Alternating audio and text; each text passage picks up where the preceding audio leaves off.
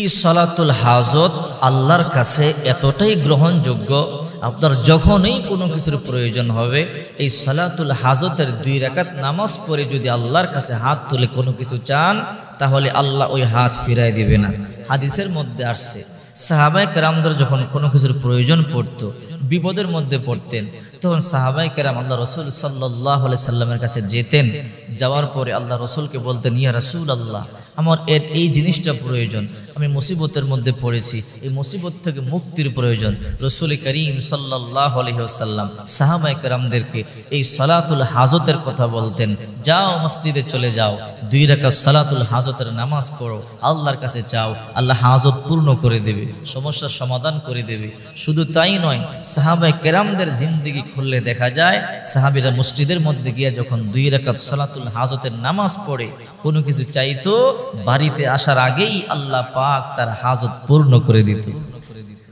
আবু সাঈদ আল খুদরি রাদিয়াল্লাহু তাআলা আনহু বলেন, আমি আল্লাহ রাসূল সাল্লাল্লাহু আলাইহি ওয়াসাল্লামের সাথে মসজিদে নববীর মধ্যে গেলাম, গিয়ে দেখলাম একজন আনসারী সাহাবী, নাম তার আবু উমামা রাদিয়াল্লাহু তাআলা আনহু।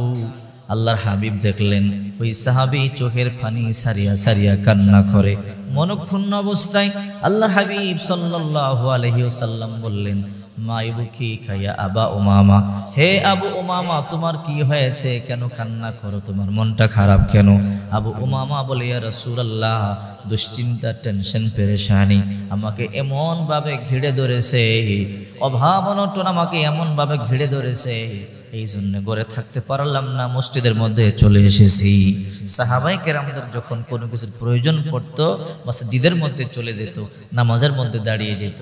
আল্লাহ পাক নিজে বলেন, ইয়া আইয়ুহাল্লাযীনা আমানুস্তাঈনু বিসসবরি ওয়াসসালাহ, হে বিশ্বাসীরা, হে মুমিনেরা, তোমরা সালাত এবং সবরের মধ্যে আমি আল্লাহর কাছে সাহায্য চাও। যখন বিপদে পড়বেন সবর করবেন, অধৈর্য হবেন না, ধৈর্যশীল হবেন। নবীরা তো যুগ যুগ পর্যন্ত সবর করেছে। হযরত আইয়ুব আলাইহিস সালামকে কীরা পোকা খেয়েছে, 18 বছর পর্যন্ত উনি সবর করেছেন, ধৈর্য ধরেছেন। জাকারিয়া আলাইহিস সালামকে করাত দিয়ে চিরে দ্বিখণ্ডিত করেছে, তারপর আল্লাহর উপরে সবর করেছে, শব্দটুকুন পর্যন্ত বলে নাই। এই জন্য তখন বিপদের মধ্যে পড়বেন, দুশ্চিন্তায় পড়বেন, তখন সবর করবেন, তার নামাজের মধ্যে দাঁড়িয়ে যাবেন। আল্লাহর হাবিব তখন আবু উমামা রাদিয়াল্লাহু তাআলা আনহুকে বললেন, আবু উমামা, তোমাকে আমি এমন একটা আমলের কথা বলে দিব, যদি করতে পারো আল্লাহ অতি দ্রুত তোমাকে দুশ্চিন্তা, টেনশন, পেরেশানি থেকে মুক্ত করে দিবে। বলেন, নবীজি, আমি তো অনেক ঋণগ্রস্ত, আল্লাহ তোমাকে ঋণ থেকেও পরিশোধ করে দেবে। ওগো নবীজি বলেন, হে আবু উমামা, তুমি সালাত আদায় করো, আর যখন বাড়িতে চলে যাবে, বাড়িতে যাওয়ার পরে তুমি সকাল সন্ধ্যায় দোয়াটি বেশি বেশি পাঠ করবে।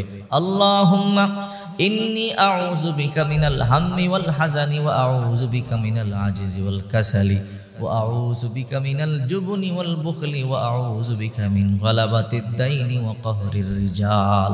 তুমি বাড়িতে যাবে, বাড়ি থেকে সকাল সন্ধ্যা এই দোয়াটি বেশি বেশি পাঠ করলে আল্লাহ দুশ্চিন্তা দূর করে দিবে, অভাব দূর করে দিবে, বালা মুসিবত দূর করে দিবে, ঋণ পরিশোধ করবার মতো অর্থ আল্লাহ তোমাকে দিয়ে দিবে। আবু দাউদ শরীফের 1555 নম্বর হাদিস। দেখেন না, হাদিসের মধ্যে রাসূল করিম সাল্লাল্লাহু আলাইহি সাল্লাম কত সুন্দর সুন্দর আমল আমাদেরকে বলে দিয়েছে। আজকে আমল না করবার কারণে আমরা দুশ্চিন্তা পড়েছি, টেনশনে পড়েছি।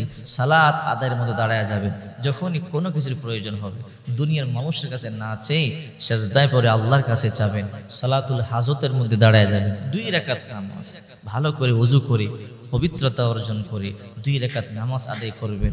যে কোনো সূরা দিয়ে আপনি পাঠ করতে পারেন, নফল নামাজ। এই নামাজ আদায় করে আল্লাহর কাছে চাইলে আল্লাহ যা চান আপনাকে তাই দিয়ে দিবে। নামাজ ভালোভাবে আদায় করতে হবে। অনেকে তো নামাজ আদায় করে কিন্তু ভালোভাবে না আদায় করবার কারণে নামাজ কবুল হয় না, দোয়া কবুল হয় না। হযরত আলী রাদিয়াল্লাহু তাআলা যুদ্ধের ময়দানে গেছেন, পায়ের মধ্যে তীর বিদ্ধ হয়েছে।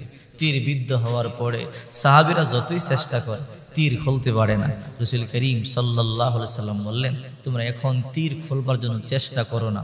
বলে, কেন ইয়া রাসূলুল্লাহ?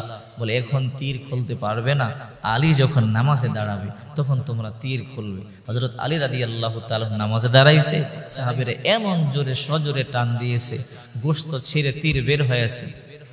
নামাজ শেষে হযরত আলী রাদিয়াল্লাহু তাআলা বলে, আমার পায়ের তীর কোথায়? বলে, আমরা তো নামাজের মধ্যে খুলে ফেলেছি। হযরত আলী বলে, আমি টের পর্যন্ত পাইনি। সুবহানাল্লাহ। তো নামাজ আদায় করতে হবে এমনভাবে।